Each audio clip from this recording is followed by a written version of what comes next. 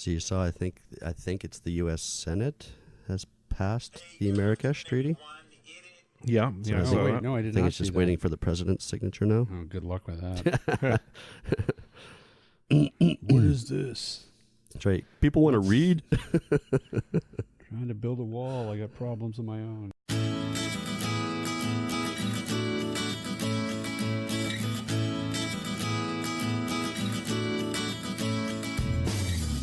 This is the AT Banter podcast, a balanced and entertaining look at assistive technology, accessibility, and its importance in people's lives. Join Rob Minot, Ryan Fleury, and Steve Barclay as they banter with people around the world about anything and everything regarding assistive technology and the disability community.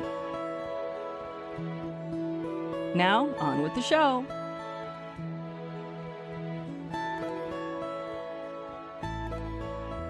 Hey, and welcome to another episode of AT Banter. Banter. My name is Rob Minot, and I am joined today by Mr. Steve Barclay Hello. and Mr. Ryan Fleury. Howdy, y'all. Yeah. Thanks for coming, cowboy. Another week, boys. It is indeed. Episode 122. Can you believe it? No, I really We're can't. almost. Geez, speaking of which, we're gonna have to. This is gonna be our third annual Halloween episode this month. Yeah, I've tried lining up a special guest host as well. Oh, really? So this is so special of a guest that I don't even know. Not I yet. didn't know about it. I'm waiting to hear back from him. Interesting. I wonder who it could be. What possible Halloween themed guest could he be getting? Oh, maybe he's getting Frankenstein. No. That would be a boring. Firebad. Dracula. No. No Dracula either. The Mummy. Oh, he's got the Mummy. Oh, really? Seriously? Like, Have to wait could and see if she comes possibly- back. Well, but we'll have to come up with some. I don't know, And the time might change too. the topics. What do you mean Oh, okay. Well, because it's a Monday. The 29th is a Monday. Okay. And that's the week of Halloween. Okay. And so since I'm not doing training, if she's available in the mornings, then I'll reschedule for the morning Yeah. Okay. instead of 3 o'clock. Have the Tunnel of Terror built by then. Yeah. Yeah. Excellent. Are you going to do anything special for it this year, or has it evolved over the years? I keep adding stuff to it, but last year was a bit of a setback because everything broke. I had some of my motion-activated stuff broke. I had my smoke machine broke. So I got to get a new smoke machine for this year because it was just not acceptable without smoke last year. Yeah. Gonna have to see if I can pick up some dry ice for just, general purposes for, around the yard and stuff and make it spooky and misty. Very cool. Yeah. Anything in the news, Ryan? No, not that I saw. Wrong answer. Oh, was it? Okay, fill us in. Well, what about our good buddy Jonathan Mosen? What about that? That's right. Yeah, our buddy, friend of the show, Mr. Jonathan Mosen, is leaving VFO, otherwise known as Freedom Scientific, and going to work for IRA. Yeah, another high-profile person getting on with IRA. Yep. That's cool. They're lucky to have him. Absolutely. So, do we know what's he going to be doing there? I think he's going to be the manager or vice president of the Australasia arm of IRA. So he'll be traveling to Australia, New Zealand, and I guess Asia. Wait, doesn't he live in where He's does in he New live? Zealand. Yeah. Okay. Yeah, and looking after development and getting the word out about IRA and how it can change your life. Yeah. I mean, the IRA is really growing. They're really growing and building and evolving. So they're certainly the ones to watch, eh? Mm-hmm. Trey's beans. I saw that I think the U.S. Senate has signed off on the Marrakesh Treaty. Oh, really? So I think they're just waiting for the president's signature now, and that'll pass. Yeah, well, maybe. Yeah, he'll probably come back demanding that He's the name be changed. Why did they call it the Marrakesh Treaty? I'm the one signing it in Washington. What's a Marrakesh? They should call it the Trump Treaty. Oh, jeez. I'm only signing it. That's so true. To you Trump supporters, I I don't know, apologize. we don't. MAGA. No, that's good. I wonder how long that process will take, though. Yeah, I don't know. But that's good. It's moving in the right direction. Yeah, it's absolutely. Hey, Ryan. What are we doing today? Today we are talking with Ryan Kostiuk, who is a resident living at Inclusio. Hey, this is going to be great. Tell the fine people What's an Inclusio? what is Inclusio for those people who didn't hear that episode. Well, if they didn't hear that episode, I highly suggest they go back to our archives and listen to that episode. But Inclusio is, I believe, the first of its kind, fully accessible apartment building in Calgary. That's right. Yep. It was. I think they have like 45 units, shared common living spaces. They have a dining room, meal services, and yeah, every apartment is fully automated and completely accessible. So really, I mean, this is like not only the first of its kind in Calgary, but I don't know. I haven't heard of anything like this anywhere in Canada. Really, terrible. Bing bong. There was Bing. There was a bong. There's a bong? There's a bong. Ooh. Hi, Ryan. Are you there? Oh, yes. Hi, Ryan. Hi. So glad you could join us. Oh no, two Ryans. That's right. We've doubled My down. pleasure to join. We're glad to have you. In the room with me, I have a couple of colleagues. I have Rob Minot. I'm a colleague, really? Hello. Hi, Rob. I call you a friend, but you haven't really reached friend status yet. Yeah, well, clearly. And we have Steve Barclay. Hello. Hi, Steve. How's it going? Oh, not too bad. How are you guys? We're just skating by. It's not snowing here yet, so we're happy. Yeah, we've had a little bit of wet snow. That's, you Wet know, already? Alberta. Yep. Yeah, that's the price you pay for Alberta. Mm-hmm. But one of the advantages to living where you do, and we'll get into this, is you have a heated sidewalk out in front of the building. Yeah, it comes in. Well, I guess we haven't fully seen the benefit of it yet. It's not really winter, but that'll happen soon enough. That's right.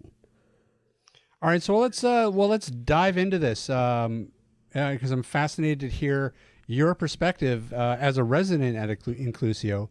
We were just talking before the mics came, or before we brought you in, that we talked to who'd we talk to from Accessible Housing? We spoke to Anita Hoffer, That's right. and we also spoke to your neighbor, Mike Dummer. Yes. Okay. And they kind of explained, what it was like, building the residence and sort of all the technical details of it. But so it'll be interesting to hear sort of your side of things on, what it's like living there day to day. But And how you got there. yeah. So, but before we do that, why don't you tell us a little bit about yourself?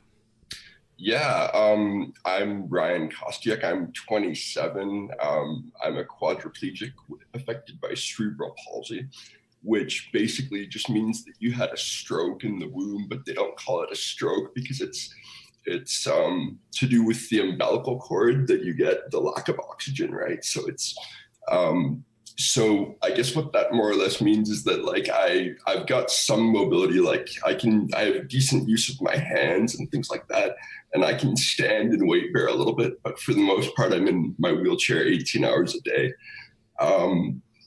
So then, yeah, I kind of fell into hearing about the Inclusio it was sort of a random thing. I mean, I just happened to make inquiries with the Accessible Housing Society. I just said like, oh, hi, my name's Ryan. Right now I live at home with mom and dad, but I want to move out and be more independent. What are my options? And they were like, well, we're building this new place called Inclusio, and in about maybe 6 or 9 months, we're going to reach out to people who we think might be eligible. So I had sort of heard about them through just kind of making that little inquiry.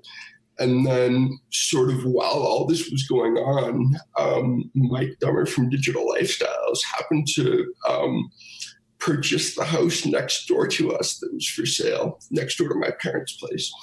And so eventually we kind of got to know one another a little bit. And a bunch of the neighbors were over at my parents' place for a little sort of party, I guess you could call it. And Mike just noticed that my sisters would always leave the TV remotes like on the couches. So it was like literally the most inconvenient thing in the world to try to reach the remote. And then Mike was like, I can probably do something for you about that. Yeah, it's very cool. And I can relate. You know, I'm totally blind, Ryan, and my wife hides the remote on me all the time. So Does she really hide it, though? I'm assuming she's hiding it. Yeah, that sounds like a real nuisance. So yeah, I might have to reach out to Mike, have him develop me an app. She's just trying to keep him off the pay-per-view porn. That could be too. Yeah. Well, you got to do what you got to do, right? That's right. So what was the application process like? Was it a long process? Was it a detailed process, or was it pretty painless? Well, I would say that, like, compared to other bureaucracies, it's not bad. But compared to, like, everything else that's not so bureaucratic, it would be, Yeah, I hear you. somewhat. Like, I mean, they want, like, your doctor has to fill out this 10-page document that talks about, like, they want to know a fair bit of your medical history and the medications. Well, actually, that's not strictly true. I don't think they wanted medical history, but it was the main thing that they look at for eligibility is a diagnosed disability of certain criteria, which the doctor has to verify. And then, they want to know about what medications you're on. Do you need like a special diet? Because they need you to be medically stable, right? If you're somebody who needs, like, care from nurses, like, Inclusio doesn't do that. It's all healthcare aides. So the idea is that in-house they just do, like, dressing, showering, catheter stuff, and I guess that's about it, really. I don't even know if they do feeding tubes, but that's sort of the main big part of the bureaucracy, is sorting out all the medical legitimacy or eligibility requirements there. Right. Now, how long have you been actually living there for? I first came there to Inclusio around, I think it was right at the end of March this year. Okay. So it's been a few months. In all honesty, it's fabulous. It's really just a great place because, if it wasn't for something like this that existed, the alternative would be that you'd be living somewhere and you'd have to cook for yourself and clean for yourself. And that is just an enormously difficult task for someone with a disability, right? Like, to be able to go to a grocery store, get a bunch of groceries, physically bring them home. Like, we have people here at Inclusio who don't really need any assistance at all from the healthcare aides, but the food and the cleaning support is huge for them. So that piece of the puzzle, support-wise, is a big thing. So I'm going to assume that Inclusio probably had hundreds of people applying. So what were your feelings when you first found out that you were going to be moving in there? Well, my feeling was, as you say, there's not going to be vacancies at this place once people settle in. So the reality is you are going to want to, if they've got a place for you and they're ready, jump on it now. Yeah. Like, it's because if I were to defer and say, oh, no, I'm not ready, it could be 7 years until another place another suite opens up in the building, right? So. Did you get to actually take a tour of the place before you moved in? I did, yeah. And I was really just, pleased and stunned at how beautiful this place is. It's, it's just the quality of the tile in the bathroom and the kitchen, it's just such a, it's because a lot of these sort of, low income type places, as we all know, tend to be sort of, shall we say, structures that are not in very good condition, and they're in locations that aren't really, sought after, so to speak. Everything's cheap. So, but here, The place it's got a really good, it's very central. It's close to downtown. It's close to the university. So for me going to U of C, it's really ideal. I can just drive my power chair to and from school in 20 minutes and don't even need to use transit. So, except when it's minus 40. Well, yeah. Yeah. So for people who aren't familiar with Inclusio, can you tell us a little bit about what sort of amenities they offer that are unusual for a housing situation? Well, one of the big amenities that everybody's excited about is the fact that so there's, all this smart home stuff is starting to become more and more common. So what it is it's basically every suite has its own little Wi-Fi network with its own little smart hub built into it. And then like literally everything in the suite sort of interfaces with your smart home system, right? So what Inclusio did is they have, they use the smart home system offered by a company called URC. And basically what it is it's 46 simultaneous automation systems, 46 smart homes running underneath one roof.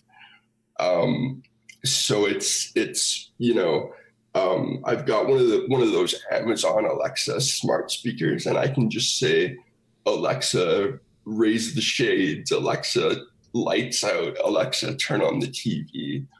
And then if you don't have that, it all interfaces with a smartphone as well. But it is sort of tedious to get out your phone to do all those little things, right? It's the Sure.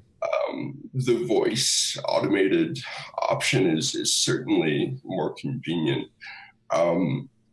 So, I mean, unfortunately, there are issues, as you can imagine, with, I say there's 46 separate systems, meaning that there's one for each resident, and then they have a common one to open and close, like the doors to the building, like Right. physically when you come in. And it's, one thing about it that is kind of tedious that makes it unreliable is that you've got so much traffic and so many Wi-Fi systems all running close together that, there is interference. And also the URC app, initially it was sort of finicky, like, every time Apple or Android would issue an update to the smartphones, the URC app would quit working and you'd have to delete it and install it and set it up again. Oh, geez. So we can all sort of see where this is going, right? That, in 2018, there aren't very many of these smart home app providers out there. But 5, 6, 7 years from now, there'll be more, and the quality of the stuff will improve. And so it's almost as if what we are is sort of the first man through the door with this new model of using this automation system to displace caregivers, right? Like if all the smart home stuff wasn't available and there was no smart hub and no automated switches, a lot of people, if you don't have use of your hands and you can't physically reach, what they used to do is they used to hire somebody that would come, and it was their job to just go to everybody's rooms and turn lights off and on and turn TVs off and on. But now we don't have to hire anybody to do that in the building, right? So it's sort of a, higher fixed cost at the beginning with getting all the infrastructure in place. But then over the years, once you have it going, all the foregone wages that you don't have to fork out for labor to do that. So it's economical and sort of, I guess, more empowering for us at the same time. Yeah, and what people need to realize too is that this technology has come in an amazingly far distance in the past 10, 15 years, but it's still evolving. It's getting better and better. And that's even just the mainstream technology. I mean, Inclusio is run on these, a proprietary system that that's custom built by Digital Lifestyles. Yeah, so and it's fairly complicated and intricate to get all this stuff working together and working in the way that it needs to. That's the thing to remember, is that people need to remember. We're not talking about just an Alexa, or sorry, an Echo that's just plugged into a smart plug or something, or Right. These are really super complicated, intricate systems. And but the technology is just getting better and better. So even in the next 5 years, we could be seeing that the technology is better, and the initial setup cost is more inexpensive. So hopefully we can see more developments like this, coming forward. Oh, certainly. And I mean, it's I talked about the fact that you ultimately it means that you need to use fewer workers or fewer man hours to get somebody in there to change switches and stuff. But the other piece of it is that for somebody like me, like I have a decent amount of hand function, right? So, as somebody like me, I would never need to, contact one of the workers to turn a switch for me. But what that ultimately means is that you need like 6 square feet of space in front of every switch to be able to physically get your chair in there close enough to reach it, right? Right. So for the people that have a lower level of disability, what this thing becomes is it becomes a floor space optimization tool, because the fact that you now don't have to worry about having all this space in front of all your switches means that you don't have to be anywhere near as strategic about where your bed is placed, where your desk is placed, where anything is placed. And really that alone is a huge, huge quality of life thing, I think, because what almost always happens is, we all collect more and more things. That's the nature of our society, right? And so, we all sort of end up sort of pushing the boundaries of what can be permitted spatially. And then all of a sudden you've got all the stuff in your room and you're trying to reach things, and then you've made holes in the drywall and you've scratched up all your furniture because the reality is you can't just space it all apart in such a way to make it that seamless for you to, there's always a huge margin of error when it comes to this stuff, especially after you've been drinking. Clearly. And, I guess if you were really, really drunk and you were just like, Alexa, open the door, and you were like too wasted for it to hear you, then I guess that would be an issue. But the point is that it's just way more optimal on that front. Yeah, actually, I've had that. I have a Google Home, and let me tell you, like, Google is hard to say when after you've had some tequila shots. It becomes it becomes challenging. That's why I'm thinking like I might actually have to get an Echo, because it's just well, Google. Actually, Google. The one thing I can tell you about. So I personally use an Alexa or an Echo, as they call it, but I would say it's probably about 50-50 in the building between like who chooses Echo and who chooses Google Home. And there's sort of a general consensus that it's almost sort of like the Google Home is like a PC, like it's overall, it's not quite as good, but there's more things you can do with it. Right. And the Echo is sort of like a Mac. All in all, it runs better. It's better at recognizing voice commands. in general, but you can't do as many things with it. But having said that, the one thing that the Google Home does do better than the Echo is that if you've got any sort of like background noise going on in the room, the Google Home is way more resilient to still being able to pick out what you're saying if there's like a fan or something like that, or even people talking. Whereas the Echo platform isn't quite as good at that. So, well, and Amazon just had a big announcement last week. There's a whole bunch of new Echoes coming out very shortly here, so hopefully they've worked on that. Yeah, I mean, I have kind of found that you know, every once in a while you unplug it and do the reset, and then I often find that when there's updates going into it, like afterwards, it is better at doing certain things. Like there's certain phrases that it wasn't quite getting, and then it seems to do it better after the updates. So that's an encouraging sign for sure. Has your Amazon Echo locked you in your apartment? No, that hasn't happened as of yet, but I guess stranger things could happen. I'm sorry, Dave. I can't do that. I can't let you out. Open the damn door, Alexa. Well, I got a few boxes of KD, so we'll be good until Monday morning when the staff get back into the office and they can figure it out remotely. Yeah, that's right. If Skynet ever happens, you're in trouble. Exactly.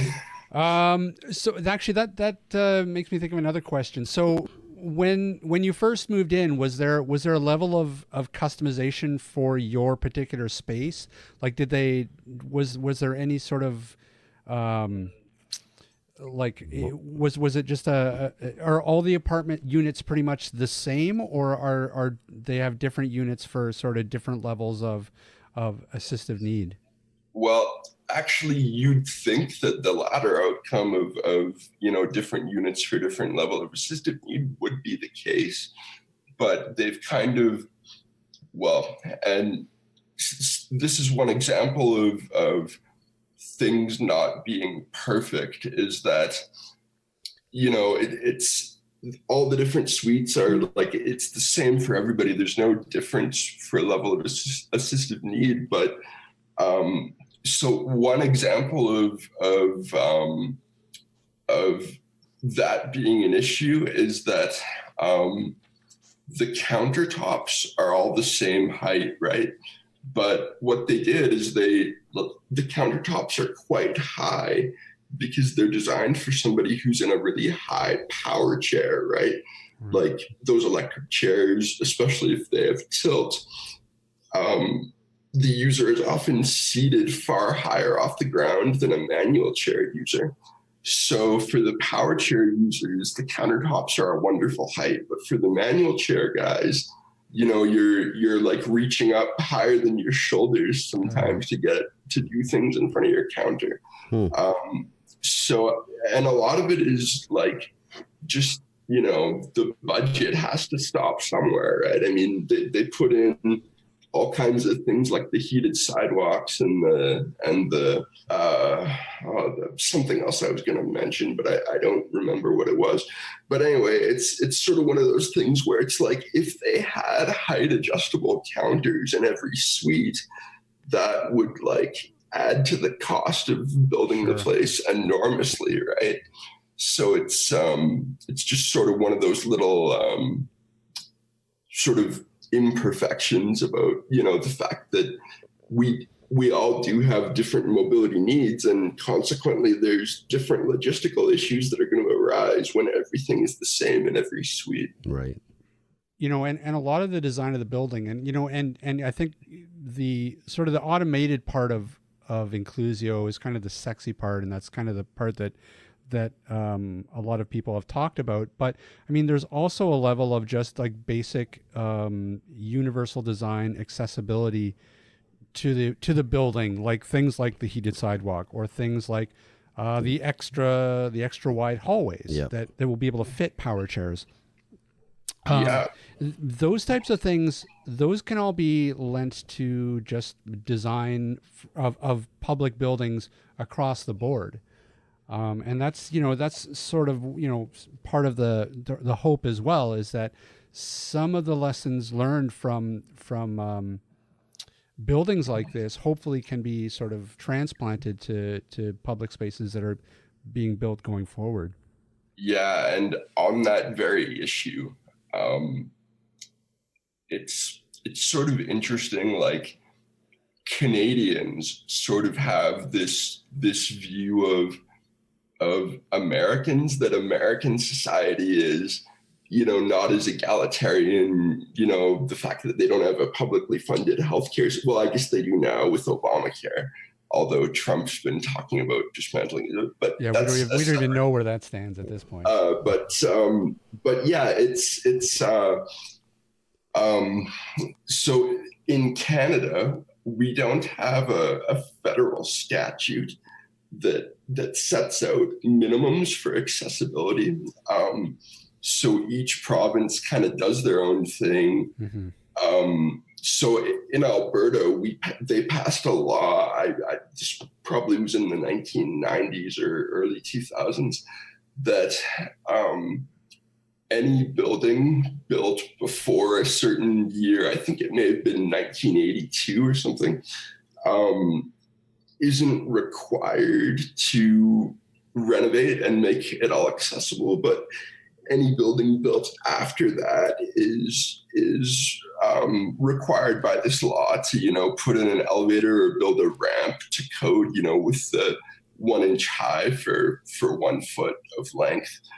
But unfortunately, one of the issues is that a lot of this stuff isn't really enforced, meaning that there are a lot of buildings built after 1982 that are required to retool and renovate, but where does the money come for that? These small business owners, they might get a quote and it could be somewhere from $10,000 to $40,000 to do an accessibility project, but do they necessarily have, that enormous expenditure isn't going to increase their profitability, right? So it's to retool things that were built for able-bodied people to make them work for everybody is an expensive thing. Absolutely. That needs to be done. And hopefully we can find a way to sort of reconcile these things and get to a point where all the infrastructure, all the roads, all the buildings are optimized for everyone. Yeah, that's the dream. But you're absolutely right. I mean, it's not a small task at all, and it's one thing for us armchair warriors to say that we want it, but it's got to be will and a lot of dough to do it. I mean, you just think of how many. I mean, it's interesting, Ryan. We talked to a brother and sister team in the UK. Do you guys remember this? It was a few episodes ago, but that was Ewan's Guide. That's right. And they were developing an internet site and an app to go along with it that sort of listed all the accessibility features of any given building in any given city, just to get to give people a sort of a map of where, so they would know where, for example, what pubs would have an accessible bathroom, or what coffee shops, we're sort of wheelchair friendly, because there's not even an infrastructure to sort of to dish out that information, let alone, for every single, pub or public space to have, an accessible bathroom. Oh yeah. I mean, it's I guess it's what you might call information costs. Like you say, if there was some, government project where they had everybody going to all these places and assess how accessible it is, it would just go, that's an enormous project.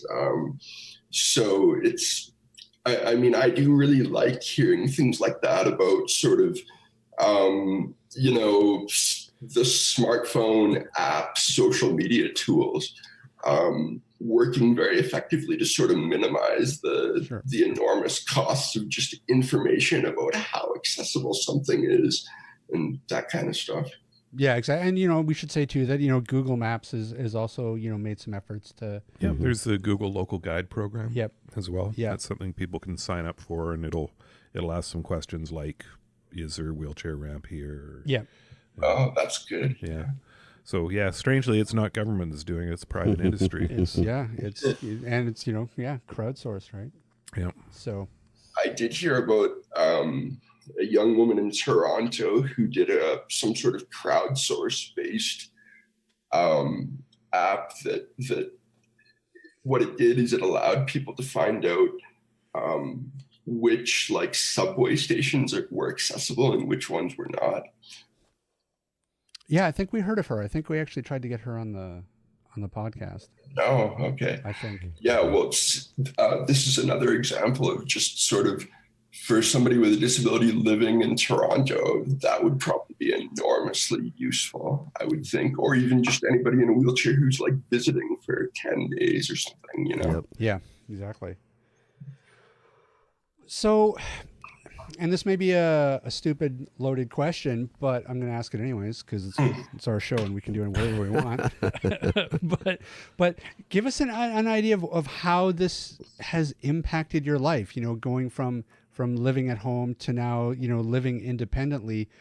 How has it changed your life? I don't think my life has been changed more significantly than like any other decision I've made since turning 18, and my life has improved for the better. It's just the fact, what it is that it's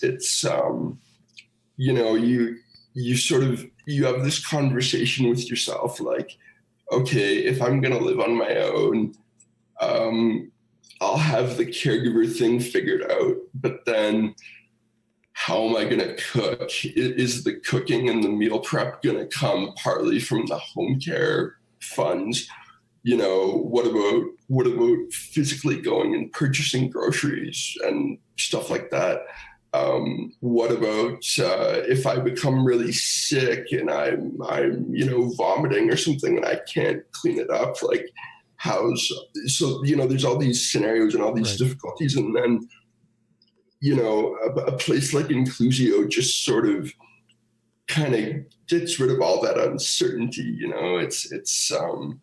It's like, because the Alberta government is like, okay, we'll purchase a chair for you to use, and we'll pay for staff to come in and help you with your bathing and dressing and whatever else. But all these other little day-to-day grind things like, cooking and cleaning, we can't and when I say we, I mean the government. It's like, well, we can't really do everything for these people. So, for these community-based agencies like the Accessible Housing Society, in a lot of ways, they have really, really stepped up and sort of, strived in really an exceptional way to sort of, fill those service gaps that are at least in Alberta systematically unmet. I don't know about BC or other places in Canada, but. Yeah, it's a good question. I mean, I'm not sure either, but it's pretty similar in most other provinces. I'd say, yeah. But I mean, hopefully other provinces can take the template that accessible housing in Alberta has laid down and apply it, and we can see more of these complexes springing up, because clearly and incredibly important. Well, I saw a video of you earlier, Ryan, and as you were kind of tooling through the hallways of your place, and what impressed me the most about it was just that it was new and clean and very well appointed. A lot of the BC housing out here is old and run down and disgusting and in serious need of some upgrading. So hopefully we'll see more units like yours out here too. Yeah, well, I mean, and one of the things that I didn't really realize about like sort of how the world works in general is like physically building the building Inclusio, it's an $11 million structure. So the Accessible Housing Society, like, essentially just fundraised and was able to come up with you know, that they had to borrow for some of the money, but most of it they raised privately.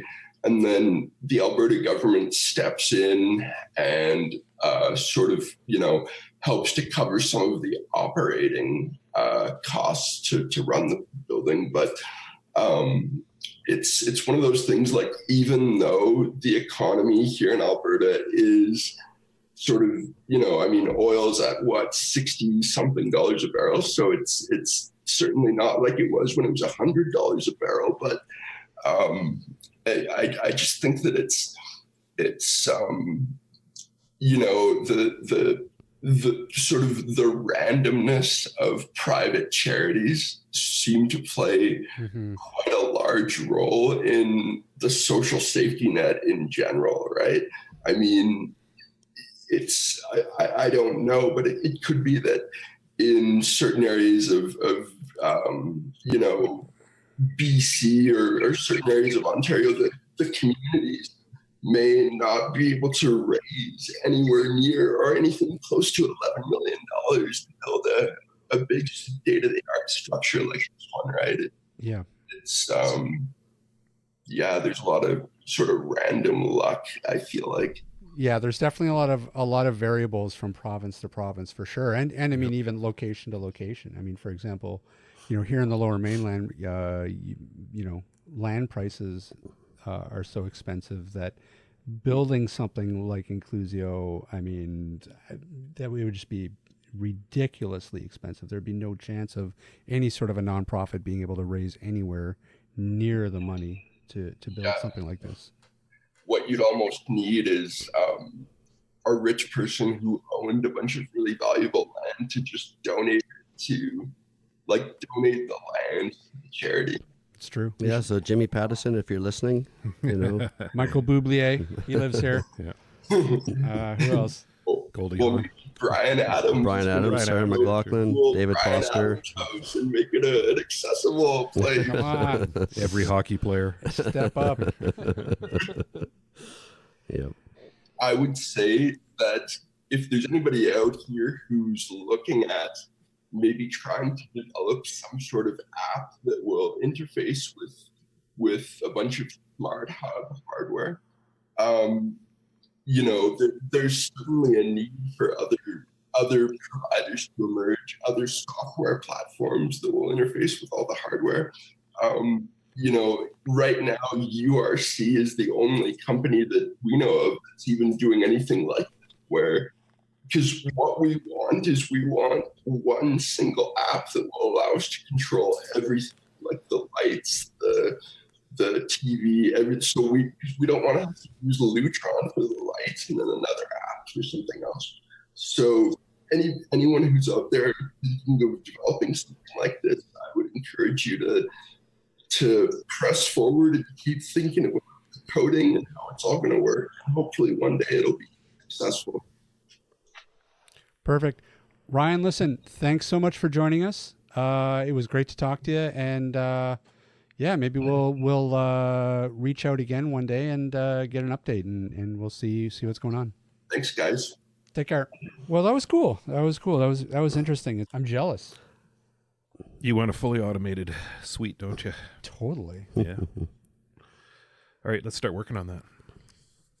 Well, you could do it. Just go and start buying yourself some switches and light bulbs. But I mean, Ryan's so right, though. I mean, like even trying to do that mainstream, it would be such a pain in the ass. You'd have so many hundreds of thousands apps. of dollars. Well, not only that, yeah. You know, there's Crestron and Control4 that do it, but you know, you're spending tons of money for an installer to come in and rewire. So everything. So I mean, the technology, has advanced really far from where we were, but I mean, it still has a long ways to go in terms of making this really streamlined and really, mainstream. Because we asked him about using the Echoes in Google Homes, and I didn't think that was going to be part of it either. Well, I think that I got the sense that that's an option for, I think that it should have been a follow-up question, but I was just curious to know if every single suite has a digital assistant in it. Like if they get the choice when they move in, be like, okay, do you want a home or do you want an Echo? Right.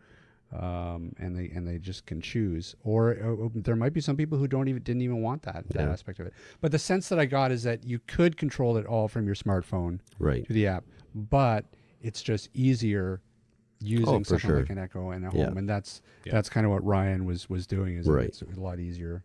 So fascinating stuff. I really wish we had something like that here. And even then, 45 units, that's not a lot. No. That's 45, like out of how many people that probably could use it. He said something very, very true, too. And that's once people get in there, they're not going to leave. No, of course not.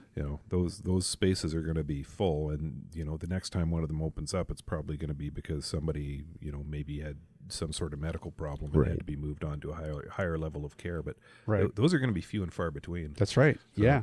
Yeah. Well, we keep hearing about, like our provincial government, more low-income housing being built and made available, but you never hear anything about accessible housing. Yeah. Never. No. Yeah. So, I mean, it's a drop in the bucket. I mean, it's a step forward, but, we need a lot more of it. Shout it from the rooftops. Okay. Could you get a ladder? Yeah, I got a ladder somewhere. Okay. I don't know. He's got a pretty tall roof. Can we maybe shout it from the garage top or something? I don't have a garage. I'll climb on top of the dumpster in your parking lot. That'll work. That's good. That'll work. Hey Ryan. Yes, sir, Mr. Rob Minot. Where can people find us? They can find us at atbanter.com. When are we just going to record one version of this? I don't know, but you've mentioned that multiple times. I know, but I also feel like maybe people love this part. You know what? If the outro is your favorite part of the show because we get real wacky, email us and let us know whether you want us to do it live or you just want to. They might listen to this part of the show because they never know what's going to come at the end. There could be an Easter egg. That's true. Right? You never know what's going to be said at this because we just want to get out of here and we'll say anything. Chocolate? Could be. They can also drop us an email, atbanterpodcast@gmail.com. That is true, but you know what else they can do? Nope. What? They can get us on Facebook, and they can get us on Twitter. Yeah. Ryan. Do they? No. Why don't you? Get on that, people. You're supposed to like us on iTunes, too. Our friend. Yeah, I actually wonder how many people are using iTunes to listen to podcasts anymore. You know what? There's so many different apps out there, that who knows? Yeah. Whichever one you got, like us on it. That's right. Yeah. Like us, friend us, follow us, tweet us, Instagram us, Pinterest us. Yeah. Send us money. You can do whatever you want. Patreon us. Oh, wait, we don't have Patreon. Well, that's a topic for later. We have to give, trouble with a Patreon account is you have to give people stuff. What are we gonna offer people up that would in exchange for our Patreon? I'll give free noogies. I got a box of business cards. We'll punch Ryan in the shoulder for every $10. We'll send out AT Banter guitar picks. Ooh, there you go. Fancy. Okay, that's an idea. All right. Anyways, we'll talk about that later. Where were we? Canadian Assistive Technology. Let's talk about that. Yeah, that's a great company. Yep. It's right here. Love those guys. Where the heck? Yeah, where would you find those guys? Well, all of them are in this room right now. That's true. Yeah. That's right. If a meteor hit this house, that would be it. Boom goes Canadian Assistive Technologies. Done. Well, we really all shouldn't be at the same place at the same time. I'm just saying. Yeah. Canadian Assistive Technologies, that's that company that specializes in accessibility, including stuff for low vision and blindness and physical disabilities. All kinds of neat gadgetry. That can be found at www.canasstech.com. That's spelled exactly the way you'd think it would be. And there's no. It's Canadian Assistive Technology. No, I was going to say No, Chaos Technical Services. You think he was going to say that? I think so. I bet, you're probably right. You're probably right on that there. So that Chaos Technical Services then, that's those guys who repair stuff. Yeah, that would be Mr. Rick Chant. They fix things. And anything that's assistive technology and broke should go to those guys, and they can be found at chaostechnicalservices.com, which, honestly, that's just too long. Yep. But it is spelled exactly the way you'd think. And you can also get them by email at chaostechnicalservices@shaw.ca. No, not even close. not even I close. think it's, what is it? Chaostech at shaw.ca. There you go. Yeah. Just, yeah. Chaos, CHAOS, tech, TECH, at shaw, SHAW.ca. Anything you can fix, he can fix better. That's for sure. I can't even fix.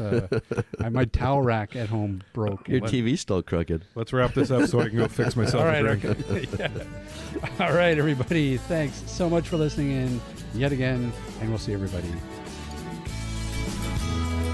This podcast has been brought to you by Canadian Assistive Technology, providing low vision and blindness solutions across Canada.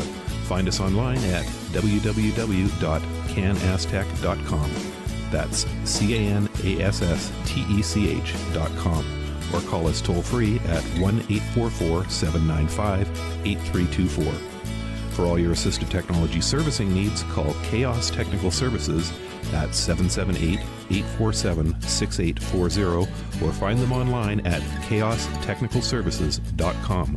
Music provided by bensound.com. Whoa, look at that. Master of the one take.